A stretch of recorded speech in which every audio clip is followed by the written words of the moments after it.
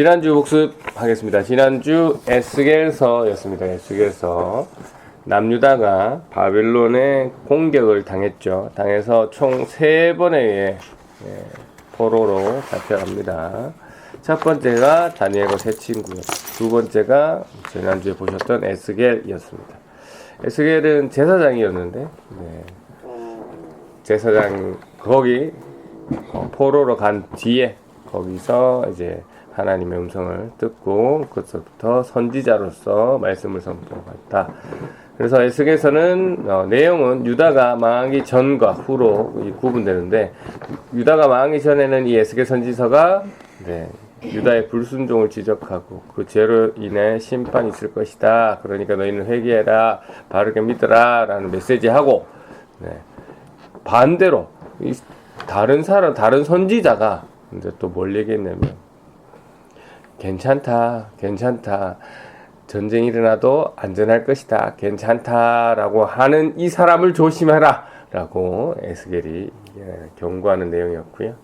그리고 유다가 망하고 나서는 어떤 내용입니까? 계속 반복되지만 포로로 잡혀간 이 유다 백성들을 위로하고 평화가 있을 것임을, 다시 구원이 있을 것임을 이 에스겔이 선포하는 내용이었습니다. 대표적으로 마른 뼈가 살아나는 환상을 통해서 회복을 이야기하는 모습이었습니다. 그래서 에스겔은 또 다소 기이한 모습으로 말씀을 전했는데, 그 이유는 다른 사람의 이목을 집중시키기 위한 것이었다라는 것. 관련해서 우리도 우리의 방법으로 다른 사람에게 들릴 수 있는 복음을 전파해야겠다라고 말씀드렸습니다. 그래서 지난 한 주간 어떤 삶의 모습으로 예수 그리스도를 전하셨는지 궁금합니다. 이어서 오늘은 다니엘서입니다. 다니엘서. 장르가 뭡니까? 장르. 대선지서. 대선지서. 대선지서 오늘 마지막이죠. 다니엘, 에스겔, 다니엘까지. 이사야, 에레미야가 에스겔, 다니엘까지 이렇게. 다니엘도 장이 많다. 장이 많다 해도 12장입니다. 여기까지 대선지서고, 다음 주부터 보실 거는 소선지서. 훨씬 적다는 얘기죠. 그래서, 다니엘서는 주인공 다니엘이라는 이름을 땄습니다. 다니엘이라는 이름의 뜻은 하나님은 나의 심판자. 하나님은 나의 심판자. 그 주보에 적어놨죠. 하나님은 나의 심판자라는 내용인데, 하나님은 나의 심판자를 딱 보시고 무엇을 알 수 있습니까? 그걸 딱 보시고 알 수 있는 게 뭡니까? 기본적으로 딱 드는 생각이 뭡니까? 하나님은 나의 심판자. 다니엘의 이름의 뜻인데, 하나님이 주인이시다. 그렇죠. 나를 심판하시겠구나라는 생각이 먼저 들겠죠. 첫 번째는 나의 심판. 근데 방금 말씀하셨듯이 하나님이 나를 심판하신다는 것은 다른 사람도 심판할 것이고 이 세상 전부를 심판하시는 주인이시구나라는 것까지 생각이 쫙 날 수가 있죠.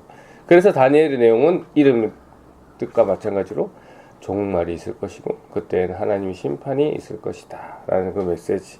그렇기 때문에 이 세상 사람들아, 이 세상의 주인이신 하나님을 알아라 라는 그런 메시지로 다니엘서가 구성되어 있습니다. 이름만 봐도 다니엘서의 내용이 뭔지를 단번에 파악할 수 있습니다. 이 귀족 출신인, 왕족 출신인 다니엘은 이 주전 605년에 첫 번째 말씀드렸죠. 첫 번째 정치 인질로 바벨론으로 잡혀갑니다. 이때부터 다니엘은 여러 번 환상을 보죠. 그리고 언제까지 환상을 보냐?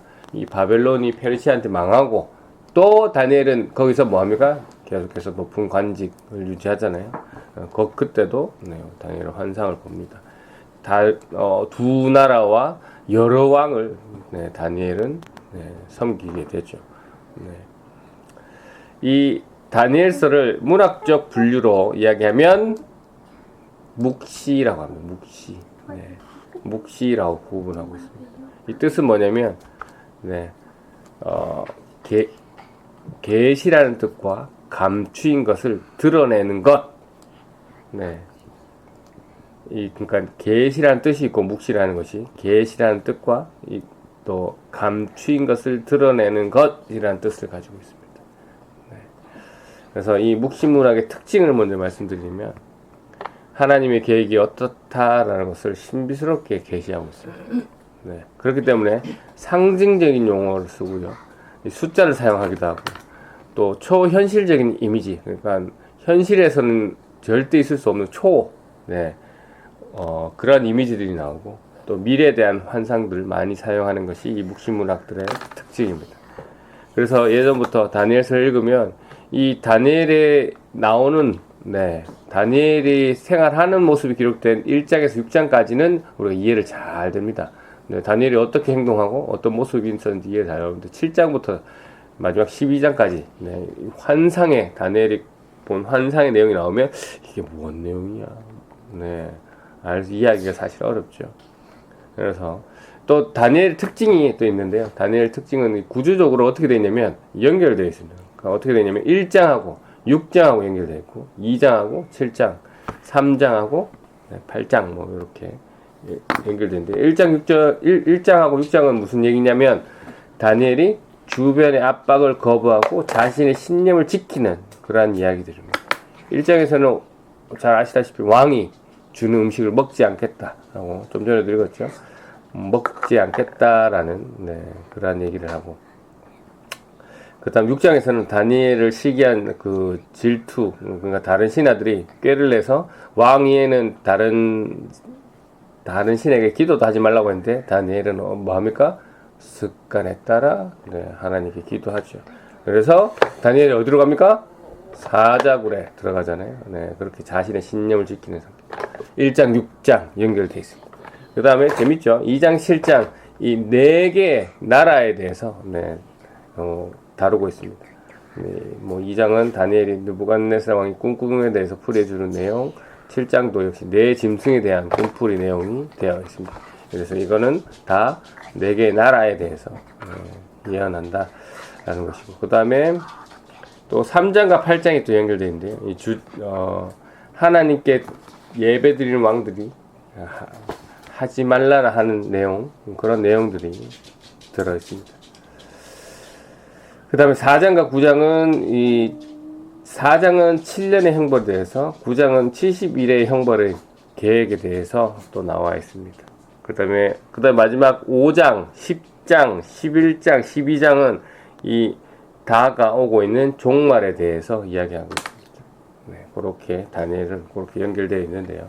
전반부는 다니엘의 역사적인 모습으로 나오기 때문에 아까도 말씀드렸죠. 이해하기 쉽고 저희가 보고 바로바로 또 그거 되잖아요. 그러니까 하나님께서 이 다니엘과 세 친구들을 하나님께서 어떻게 지켜주는지를 보여주면서 하나님이 모든 세계의 역사를 주관하신 분이구나 라는 것을 설명하고 있고요. 후반부는 다니엘의 환상 부분이잖아요. 그래서 앞으로 올 하나님의 나라에 대해서 설명하고 있는 부분입니다.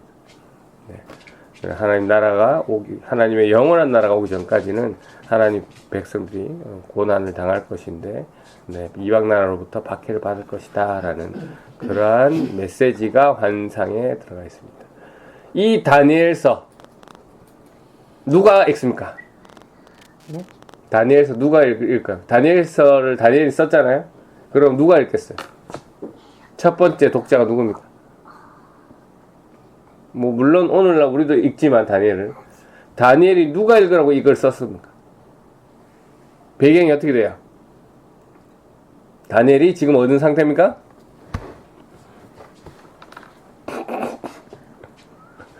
포로로 가 있는 상태잖아요. 그러면 이 다니엘 누구한테 썼을까요? 같이 포로로 있는 유다인들은 유다 사람들 위해서 썼잖아요.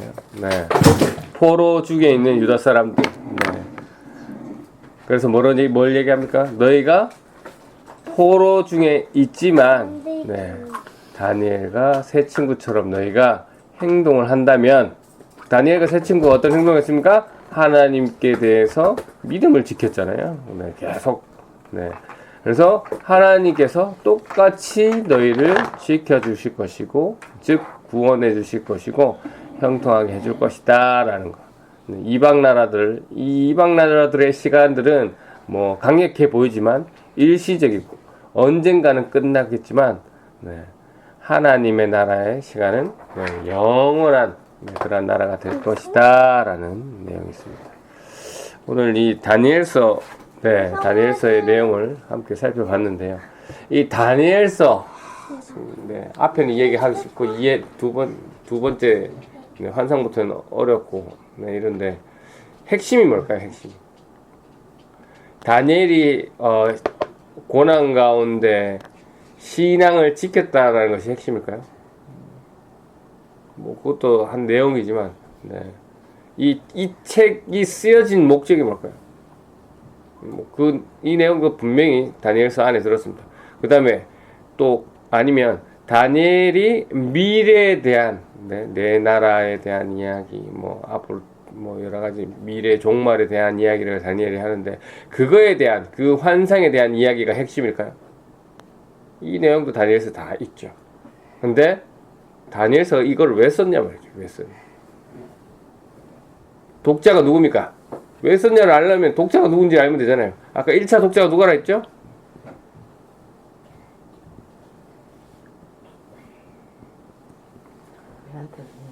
포로로 잡혀있는, 지금 나라가 망하고 포로로 붙잡혀 있는, 나라가 망해서 우리 하나님이 힘이 없나? 저 바벨론이라는 나라의 힘이 지나? 우리는 이제 영원히 없어지는 나라인가? 그런 충격에 휩싸여 있는, 어떻게 보면 먹지도 못하는 엄청난 충격에, 하나님 나라는 절대 안 무너진다고 약속하셨는데 지금 저 이방 나라에 무너져서 우리가 포로로 잡혀가고 있네라는 충격에 휩싸여서 생활조차 할 수 없는 그 사람들에게 뭘 얘기하게 됩니까? 너희도 다니엘처럼 믿음을 지키라. 저 나라는 망하게 될 것이다. 이 얘기를 하고 있는 거잖아요. 너희가 너희가 다니엘처럼 믿음을 지키면 하나님이 다니엘을 지켜주셨던 것처럼 너희를 지켜줄 것이다 라는 얘기. 너희를 형통하게 할 것이다 라는 얘기. 마찬가지입니다. 약 2500년이 지났죠 지금. 오늘날 저에게, 그리고 여러분에게 하나님께서는 이 다니엘서를 통해서 이야기하고 계십니다. 똑같은 얘기를 하고 있어요. 너희 고난 중이냐? 힘드냐? 어려움을 겪고 있냐? 신앙을 지켜라. 그러면 다니엘이 그랬던 것처럼, 다니엘에게 내가 그랬던 것처럼 너희가 믿음을 지키면 내가 너희를 지켜주겠다 라는 얘기가 다니엘서의 핵심이에요. 물론 다니엘이 믿음을 지킨 것도 핵심이고, 그 다음에 미래에 대한 얘기, 환상 얘기, 심판이 있을 것이라는 것도 핵심이고, 다 핵심이지만 근본적인 핵심은 다니엘처럼 하면 이 세상을 주관하는 하나님이 너희를 구원할 것이다, 너희를 지킬 것이다 라는, 그게 진정한 핵심이 되겠죠. 그래서 우리가 그리스도인으로 살면 당연히 온전하게 그리스도인으로 산다면 이 세상과, 죄에 찌들어 있는 이 세상과 구별되기 때문에 뭐 할 수밖에 없습니까? 힘들 수밖에 없습니다. 고난 받을 수밖에 없어요.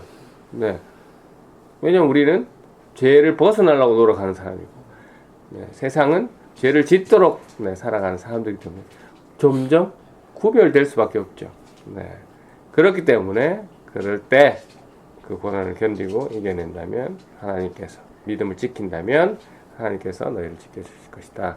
영원한 나라의 하나님의 백성이 될 것이다 라는 동일한 약속을 오늘 다니엘서를 통해서 저와 여러분에게 말씀하고 계십니다.